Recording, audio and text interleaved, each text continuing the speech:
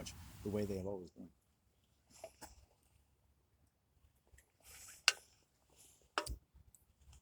Okay, I think I just started a new file. We're talking about what happens as men form relationships when they've been overexposed to estrogen, or women overexposed to testosterone, both ways. And estrogen is a very creative drug that spans the heavens and the earth. There's a reason why poets like Chopin and musicians can be around women and feel inclined to restrain themselves sexually, as I did as Chopin in my current life. At the same time, especially as a young man, form very beautiful, idyllic ideas, songs, or poems about women. And that's the power of estrogen on a creative mind, because it's creative and it crosses the heavens and the earth. So we like that. But too much of it is of mortal danger to men and boys. And when men and boys are exposed to too much estrogen, no fault of any particular female, females who tend to be on the aggressive side tend to be able to get what they want sexually from men without consent. They just envelop them. Every woman I meet of all different economic classes just wants to jump her pussy on my face. They give me a ride, I walk by their house, whether I'm bringing myself to their domain or they're walking by my domain, whatever it is, it's 1, 2, pick up your shoe. They want to have sex right away, this, that. Boyfriend, girlfriend, this, that. It's going to be, it has to be, I like you, she likes you. It's never, how can I get to know you? How can I get to know you? There's never any boundary there. It's like, boom, they're on. They're like a giant erection. Hello, we're going to be together. There's nothing. You could see, I was in college and there was women that were so fucking aggressive. You could see in their body language, they just wanted to have me. There were women in class who would show me semi-nude pictures of themselves. I've had women stalk me in health food stores who will show me glimpses of them changing in the back room, taking off their shirt when I walk by. Or every time I come to the store, they're on a ladder, so their ass is at eye level. Right near the deli department where I'm going to walk by every day. And it's not just me, it's anyone. Or they tell me about, how much they were sweating while they were jogging today. Little things about themselves that introduce me to thoughts about their physical body while it's excited, aroused, or exerting itself. Then you get the eye contact. Then you get the smoldering looks. Then you get the answering erection that I get when I come out into the woods. Because they're putting out so many hormones. Creation. They want to create a nest. They want to create a family. They want to create a relationship. They want to create love in their life. And women have all this power, and yet they're just giving it away. The idea of modesty is to not give it away. What are you giving when you're just telegraphing that you want to have sex with a man? You don't keep your modesty. It's amazing how many women, different backgrounds, Christian, will just lose their modesty. It's not even there. It doesn't matter if they've been raised Christian their entire life. You can't trust them. And they kind of go crazy. No matter how busy their parents keep them, to preserve them against various other maladies of the world, they're actually sick. So to me, sometimes it's hard to distinguish between an estrogen-related or female-oriented world and different narcissistic, and parasitical, and economic and demonic routines, languages, expectations, and imperatives, and narratives of scientific, religious, and spiritual and economic proportions, as though this world is just meant to envelop and devour man with a giant pussy-like asshole, which covers up the sun of any credible interest in gathering from man or child what we want to offer and not what we have to offer, as though already prepared to be utterly dissatisfied with all of the sacrifices and labors of man, and such that with all this for thousands of years, the earth is still prepared to kill us if we don't kill her first, irrespective of what we're doing to each other under the influence of this and other perverse economic demands upon our flesh and blood, as though born unequal to the task, to render ourselves appropriately acquitted of our so-called debt to the world that first gave us life, under the influence, no less, of the power of our own spirit and the gyrations of our spirit and those of the heavens of the earth, like the song of that eagle, that are of no necessary cost to the human race, and are the source of any wealth we could ever hope to generate, converted to infinite death, infinite cold space, and a sun that's just waiting, despite all of its advantages, to turn into a red giant and envelop all of us in its own murderous fate. It's disgusting on face value, right? You're like, dude, like, give it a rest. I don't want to smoke weed with you again. Well, I'm safe here. You know, no one's going to bother me. But I'm never so safe. I think, oh, I could just come here every day of the year and I'm going to be left alone. But it's not that. This thing just doesn't want to smoke. So I'm going to... It's often a bad idea to take off the end of the joint. Some of this weed just...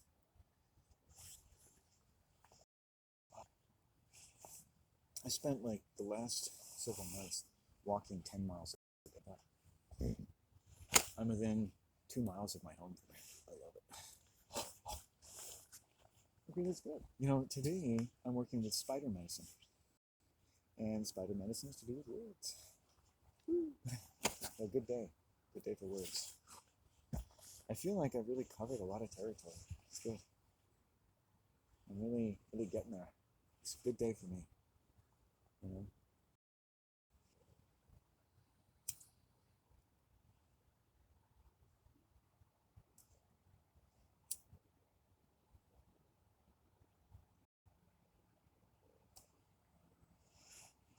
My mom is having a good day. So it's like, I think my whole home is having a good day. We all suffer and rise together. My mom, have lived together, and I've lived so many times and for so many years now that we do kind of resonate with each other.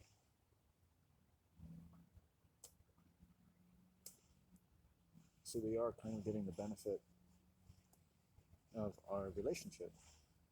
For the first time in my life, we get to be a really healthy mother and son. Despite, and maybe even because of the rather unseemly nature of our domestic situation. Living mother and son in a small space, myself never having had a girlfriend to speak of, and how unseemly and discrediting an unqualified resort to absolute loserdom that my life must invariably seem to be to any decent human being.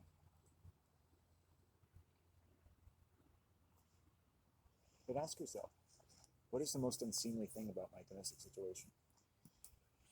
Unrelated as it is to you, if I may suggest that people who really dislike me, who meet me, seem to think that I owe them something, that I'm actually taking something away from them, which is laughable. Even if I were to collect welfare the rest of my life, everything's taking things away from me.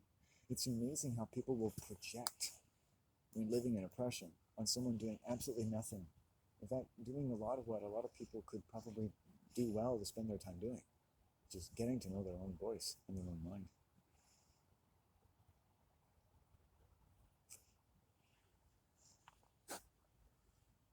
What am I pretending to be? I'm like, hey, I'm the mighty witch of nature. Look at my power, man. There's a guy in Ireland who spent an entire 20 minutes on video saying he takes pictures of fairies. Oh, give me a fucking break. He's a charlatan, weaving tales with words. He looks the part, the beard, the staff. He's got a co-star. It's like, fuck me. He's offering you no more than a chance to believe. Isn't that what fairies are about? No. Fairies are not about lying. They're not about the theatrical arts of marketing and better human outcomes. Right? I've never seen a fairy in my life, but I know they exist. I had a lucid dream about once where I slept with a crystal one day, and this beautiful girl with different multicolored wings. And she wasn't sexual at all, and really kind of looked like a kind of Tinkerbell. And it was without a doubt, a nature spirit. And just to think about the occupations of such spirits and how joyful they are, like a hummingbird. And what are the nature of our occupations? That they should all be sort of joyful as we go about eating and breathing. Because if you want to represent the economics of man in some sort of industrial current system of currencies, why wouldn't you not primarily apprehend the ultimate and unmitigated fruitfulness of our occupations, proving by the results of even the first labor that brings us into the world. And you look at your child and think how beautiful they are, how worthy their labor and that of their mother and father, as you have come to birth really as a family. Through that process, so biological, so uterine, so phallic, but joined in the most beautiful poetry. Nothing like porn, nothing like just sex or assault or dominance. Creation at its finest. That should enjoy from the most instinctual and physical levels that have an incredible resonance with all the song of the cosmos.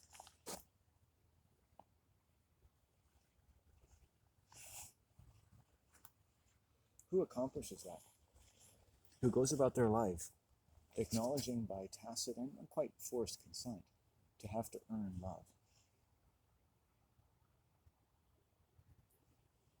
It's all well and good to have challenges and, have to work and compete to be at a certain level. It's quite another to force people to suffer the mortifying training non-verbally that could be verbalized along something of the order of you have to pay for your right to exist, interpolated into the various debts that are attributed to your flesh and blood, flagellated as it ends up being by the very measures of your language, your labors, your numbers, your architecture, your movies, and the rhythms of your lips as you murmur various disgusting scriptures to yourself, written in terms of every book and knowledge of the world.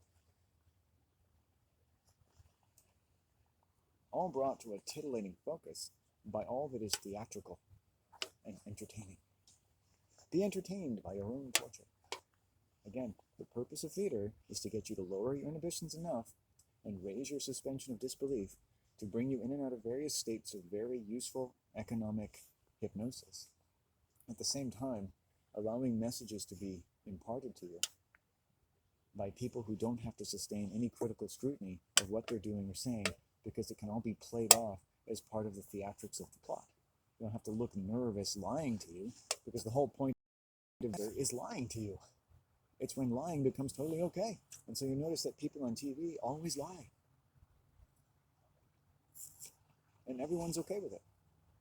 Nobody ever says that. No TV critic. Did you know, in the whole history of Friends and the solution to every problem is telling a lie. Now you can see how a child might do that. Did you take the cookie? No. Before it slid into the river? Kind of. Not really. Guilt, fear, a mistake, you're a child. But these are grown-ups doing this.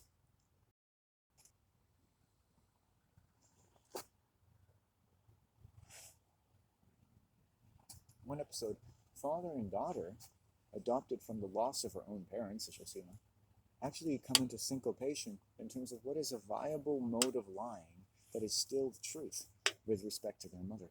A shared lie to cap or consummate 2 days of shared intimacy while the mother is away, promoting her book.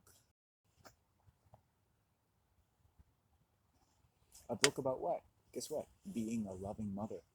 And she spends 2 weeks away from her family and her baby to promote a book about being a mother that doesn't even really sell that well. What's the point? Because some publisher said, we could publish you.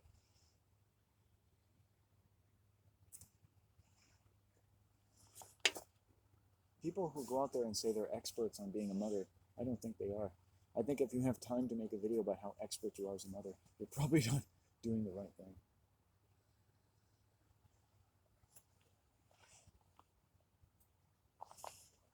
Let's take being a mother like any great profession or vocation and say that being a mother, or trying to be, should help you fully understand how to be a human being. And therefore, in any life where what torture you may have faced or might yet imagine, if only because you unfortunately ran into me, that such and such of your labors and such as they are, and what you labor under or forced to, you could learn how to be a better human being. Then if you're doing that, you're always learning how to be a better mother or father. Because the best mother and father is someone who's ready to, whatever situation they're in, to learn how to be a better human being. Here's where being hurt, or mind, as you might be inclined to do, because as you release ideas about hurt into your neocortex, whether you're a feminist and you read all the cool literature they have, because you probably found as a feminist that a lot of women didn't know they were being raped. Okay, I don't mean to play that down. It's like, it tells you that when we learn things and say things and improve our maturity of mind, that let's say we already had, but has been oppressed so much that the bodies go into shock with the provision that one day we'll come out of shock. And to go from shock, out, normal, to shock to out of shock, all kinds of people can look like they're pretty immature and pretty naive about what they've been suffering, or what their children have been suffering, or women have been suffering, or men have been suffering, and we didn't notice. And we get angry and we beat each other over the head. We're like, fuck this shockness, right? When are we going to come out of that? And because we're in shock as a race. It's pretty serious stuff. Because to be industrially enslaved as a race, we have to be in shock as a race. And we share that through our languages. We share that through portraying different people, our haircuts, and whether or not we look like a cool person on YouTube. So they've shrunken TikTok down to 15 and 20 seconds, so anyone can be cool for 15 seconds. Ready? Go! Ha, ooh, It's just beat it backwards. Don't beat it. Don't beat it. This is a song about not masturbating. You want to go real fast, but don't do a thing.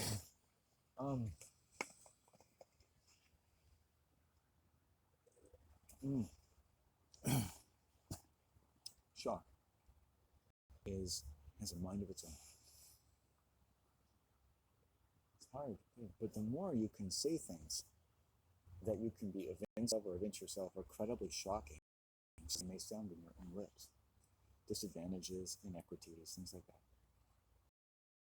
Life glares, conflicts, insults, passive aggression, criticism. The many thousand shocks that we say flesh is heir to, which tells yourself that's magic right there, that's witchcraft. And going on, she's a rapist. She gave birth to her child, the child of raping a boy, in a bath, really natural, hippie, doesn't shave their legs. Bath, birth, no pain. But there is. His father is her rape victim. Doesn't matter what kind of bathwater you fucking use, you fucking cunt. You've already committed a larcenous act towards your own flesh and blood. You've already consumed your child. There's death there, you know? I gotta go, but anyway. There's death in that, don't you see?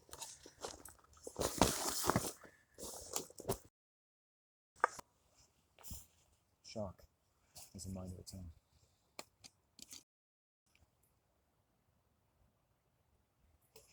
And when shock has a mind of its own, and you're in school, hormones have a mind of their own. Try to control them. You will. You may try to control them. You may control anything you try to control. Doesn't matter. You might as well give up. You can't. You won't, and no one ever has. Just so you go into a casino as a 10-year-old and someone give you $10,000 and say, spend this wisely. You haven't given them the conditions where they can succeed. Right? Or if they do succeed, as it were, that's almost like the worst thing that could happen.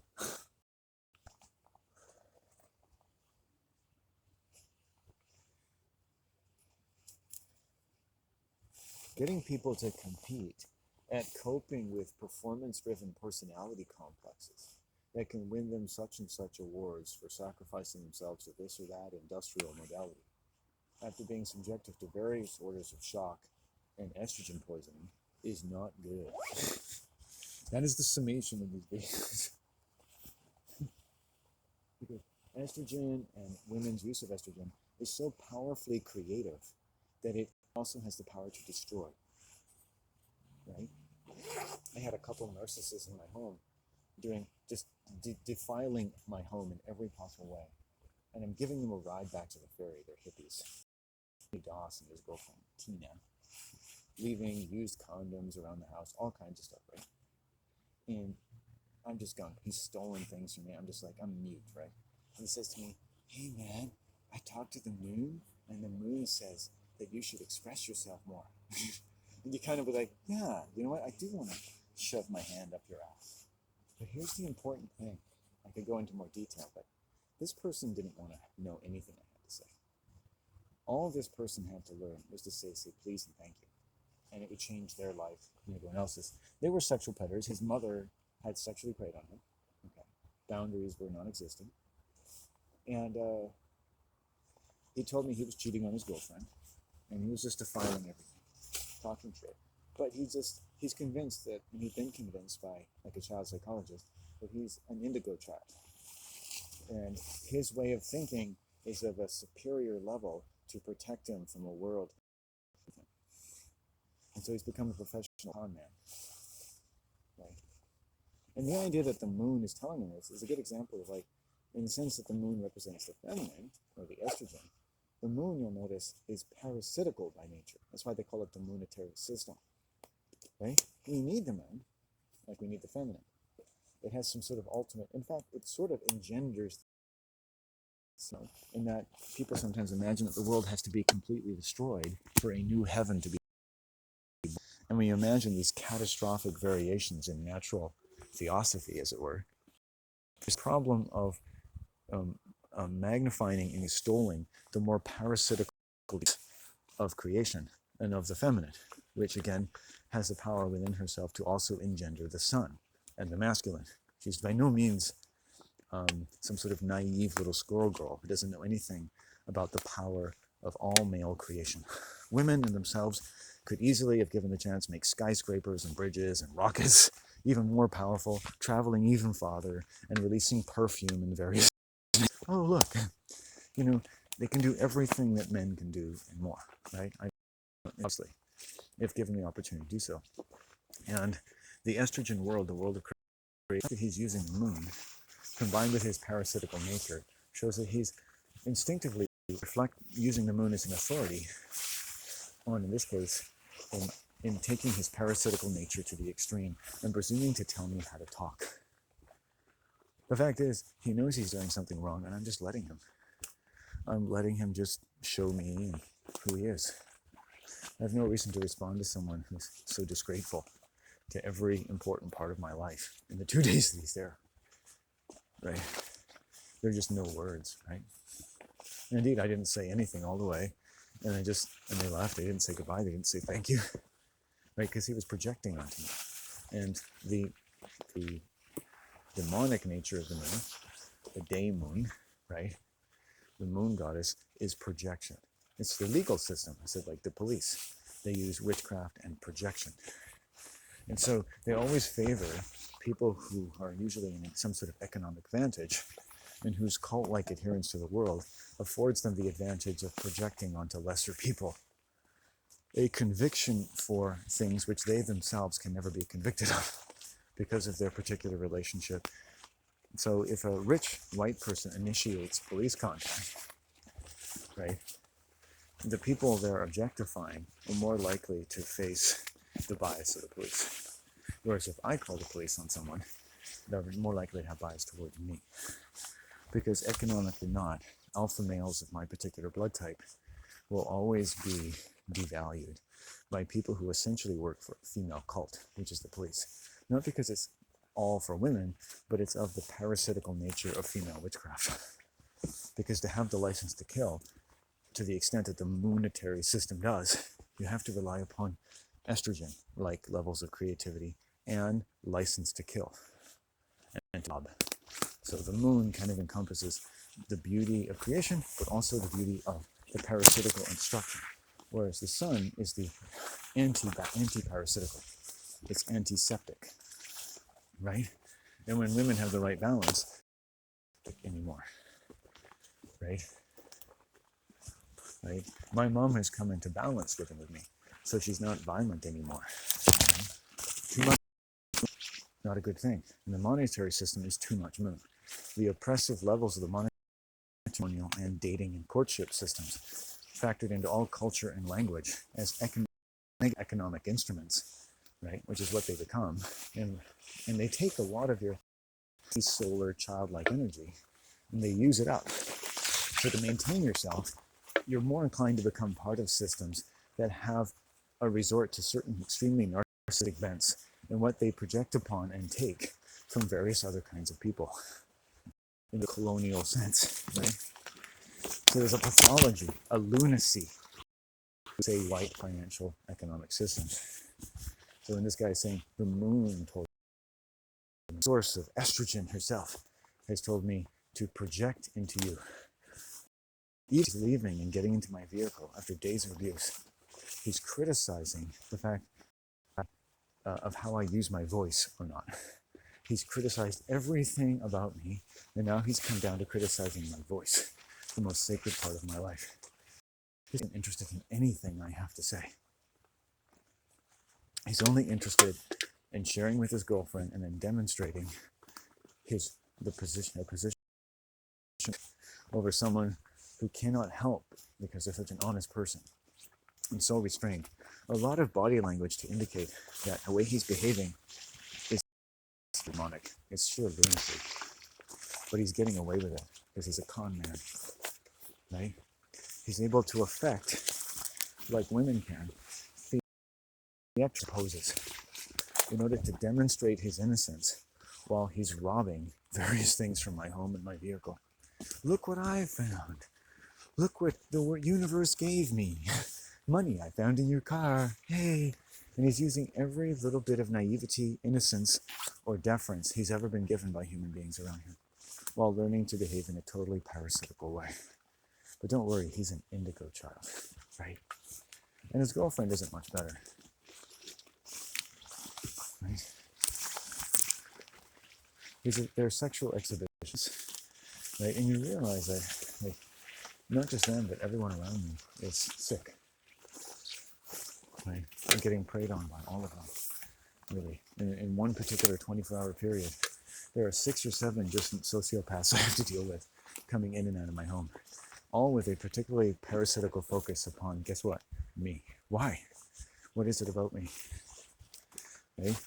I made myself available, maybe? What else? I have a conscience. I can carry a certain space around me that allows people to feel comfortable being who they are, which also makes people very nervous to be around me, which forces them to show me who they are. Because why would you be nervous being an innocent, honest man who just isn't given to the financial system in the same way? I'm not part of your giant global prostitution ring, so somehow I'm not as good a person, right? Because you're given your flesh, your ass every day to the economic system, right? But you can counteract that by bringing the sun and moon, estrogen and testosterone into balance, because creation is in balance. It's almost impossible for people to live out of balance because everything in nature is in balance. You notice all animals are in balance and they're domesticated. That's the only way they really get a lot of, you ever wonder, like, oh wow, veterinarians treat a lot of diseases, right? But when they're in the wild, they don't get diseases. They get them from us.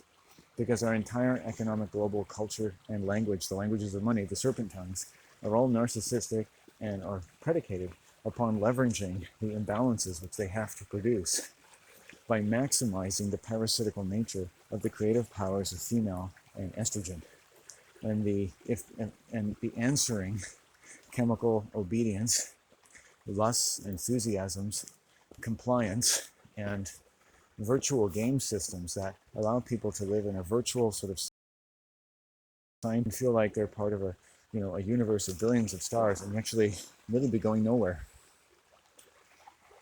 Just in different transoms and gossamers of industrial scale delusions, all paid for by Jesus and your children every fucking Christmas. Nothing but death and sacrifice meted out every hour of your workday. And who's going to figure it out? What Einstein is ever going to be stupid enough to want to spend time talking about it? What fucking moron is going to do that? I'd like to meet that guy. Shake his hand and then spits down his throat. People act very weird toward me. I had a negative parasitical comment the other day. Why? Who knows? I just felt like it. Okay. Well, I'm starting to head home. I feel the call. I could walk around the island again, but I feel like we've done enough. I'm gonna put this can away and stuff. It's just not safe at this point to be walking around I'll show you what I'm doing. I'm gonna go over a couple logs and head home. Anyway, here we go.